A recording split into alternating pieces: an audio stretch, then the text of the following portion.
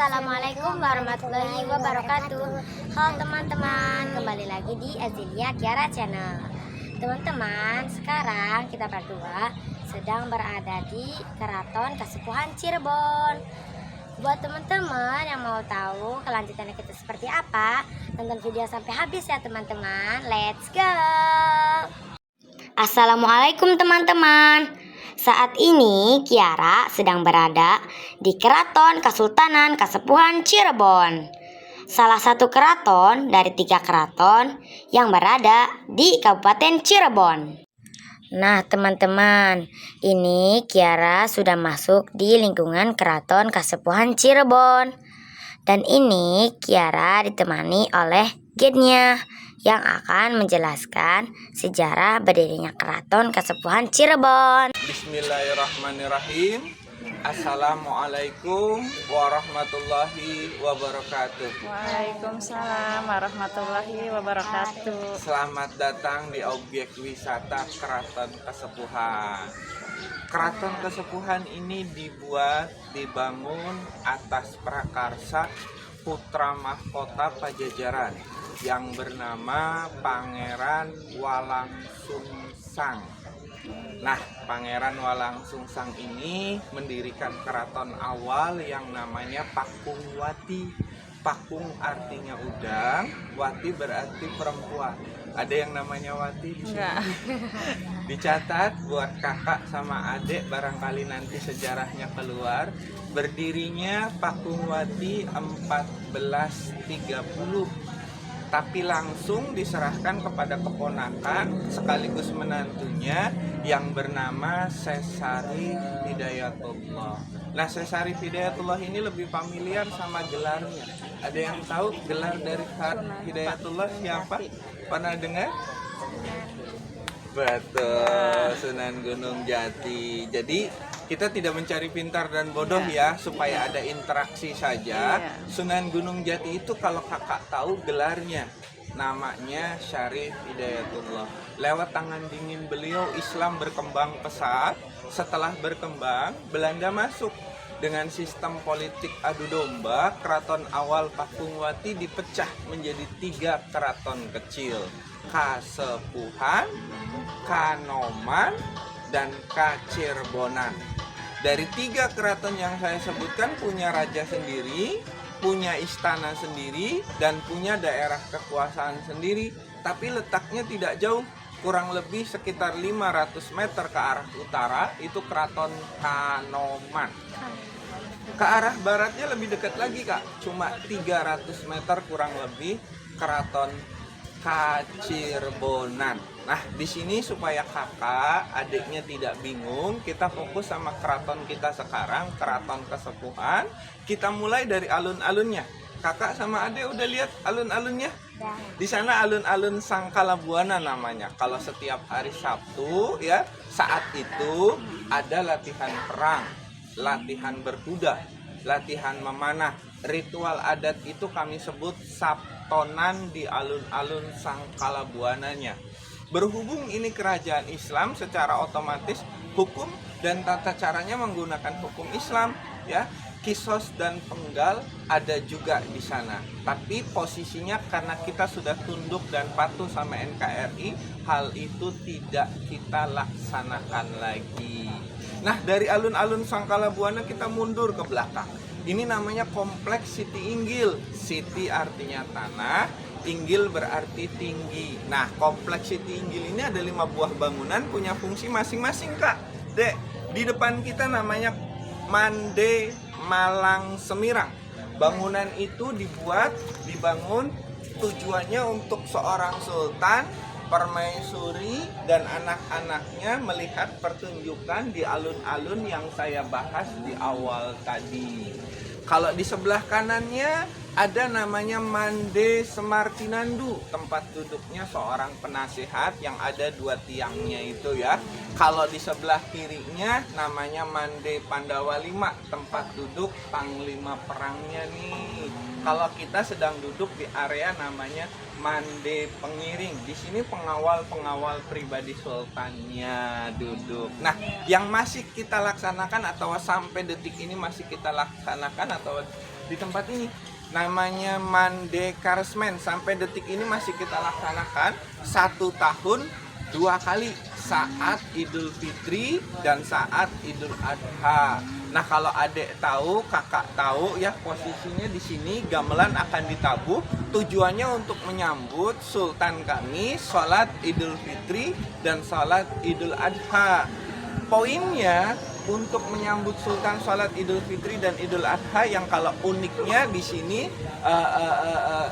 posisi masing-masingnya sholat Idul Fitri dan Idul Adhanya Sultan kami 2 kali. Sholat yang pertamanya di musola, namanya Langgar Agung. Nanti setelah selesai, beliau akan menjalankan session yang kedua di komplek Masjid Agung Sang Cipta Rasa. Setelah selesai sholat yang kedua, beliau duduk di Mande Malang Semirang, ya. Gamelan baru ditabuh. Sekitar 10-15 menit akan diperdengarkan kepada Sultan. Setelah 10-15 menit, Sultan akan kembali ke dalam istananya yang nanti akan kita lihat bentuk istananya sekaligus tempat tinggal Sultannya seperti apa, ya. Tapi gamelan tetap ditabuh. Menjelang sholat zuhur, gamelan dihentikan dan posisinya gamelan akan kita lihat karena kembali lagi ke dalam museum, gitu ya. Nah, posisi yang kedua untuk komplek Masjid Agung Sang Cipta Rasa di dunia tidak ada, tapi khusus sholat Jumatnya untuk ibu, kakak, adik sekalian. Karena di tempat lain tidak ada khusus sholat Jumatnya dengan 7 muazin serentak mengumandangkan azan. Yang kedua, khutbah atau ceramahnya bukan pakai bahasa daerah, tapi pakai bahasa Arab. Yang terakhir, pintunya dibuat pendek sekitar 1 meter. Filosofinya, kita sebagai manusia diingatkan kalau di atas langit masih ada langit, tidak boleh sombong dan takabur. Tanda kutip masih menganut Hindu, gitu. Makanya dibuatnya seperti gapura, posisinya yang tadi kita lewatin lebih menyerupai pura, ya. Karena apa? Toleransi yang pertama, yang kedua simbol alkulturasi budaya di sini yang saya mau tekankan. Karena apa? Simbol pura ini kita legitimasinya bahwa kita ada hubungannya dengan Pajajaran. Salah satunya adalah Prabu Siliwangi, kakek dari Sunan Gunung Jati. Untuk menghindari konflik bahwa kita kerajaan Islam, tapi kok gayanya seperti pura yang tadi saya bilang, toleransi dalam beragama. Tapi kalau ini hanya bentuknya saja, bahkan kalau kita asumsikan harusnya Islam sangat melarang keras. Kalau saya salah tolong dikoreksi ya Pak ya. Karena posisinya Islam sangat melarang keras ada simbol agama lain, apalagi simbol hewan. Nah, kalau kakak sama adik tahu ini simbol apa? Kalau di versi Islamnya Adam dan Hawa. Tapi kalau versi Hindunya kakak sama adik lihat simbol apa? Suka film Mahabharata enggak? Nah, kalau kakak sama ade lihat, ini adalah simbol Linggayoni. Ini posisinya Dewa Siwa dan Betara Durga yang harusnya nggak boleh di dalam Islam. Nah, disinilah simbol toleransi, alkulturasi budaya yang kita lihat bahwa kita lebih toleran. Beda kalau kakak sama adik di Jogja, simbol-simbol ini nggak ada, ya. Dan kalau posisi ini biasanya untuk numbuk padi, namanya alu dan numpang. Tapi kalau kita bukan, sebagai prosesi pembuatan terasi. Karena Cirebon dikenal dari kata Cairebon, berarti air udang. Dan Cirebon lebih familiar dengan kata gerage. Istilah itu singkatan dari kata negara gede. Dan kalau kakak sama adik tahu, ini sebagai simbol posisinya yang tadi saya tekankan di awal, bahwa kita lebih toleran. Kita lanjut. Dan tambahan, Prabu Siliwangi sangat suka dengan terasinya orang Cirebon. Karena posisinya di sini bukan untuk numbuk padi, sebagai prosesi pembuatan terasi. Upeti yang harus dibayarkan ke Pajajaran, salah satunya terasi.